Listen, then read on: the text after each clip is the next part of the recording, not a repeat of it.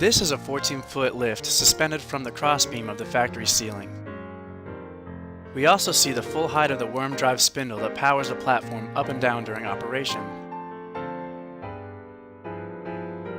Lubricating the worm drive is the only maintenance that needs to be performed on a standard lift. The lift frame moves up the worm drive, distributing the lubrication along the worm screw. The excess lubrication builds up on top of the lift frame and is reapplied to the worm screw. This is a complete view of the base frame. All vertical lifts sit under a 2-inch frame. This is the base frame that must be recessed into the floor for a shaft door to line up with the carriage floor. If it is not recessed into the floor, any doorway into a shaft enclosure must be raised up 2 inches from the floor, and a 2-foot ramp must sit under the door for access. This is a complete carriage. The door is hinged on the right, but it also has the option to be hinged on the left. The carriage locking mechanism is visible, showing the wiring to the automatic carriage door lock.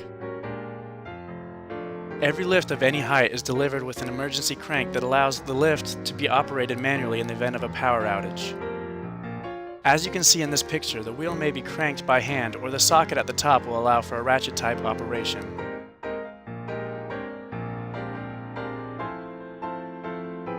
This is the inside of the tall lift tower, showing the worm drive and the chain that contains the power cord. The power cord is contained within the chain, which moves up and down with the lift.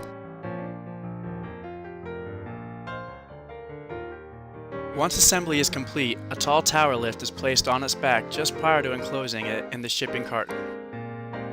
Here we see a styrofoam block used to brace this portion of the upper lift area. This is the final assembly of a 14-foot lift, showing the front cover being put in place just before the final crating. Next to the screwdriver, you will also notice a nice shot of the mounting bracket for the upper left side. These brackets are on both sides of the tall tower lifts.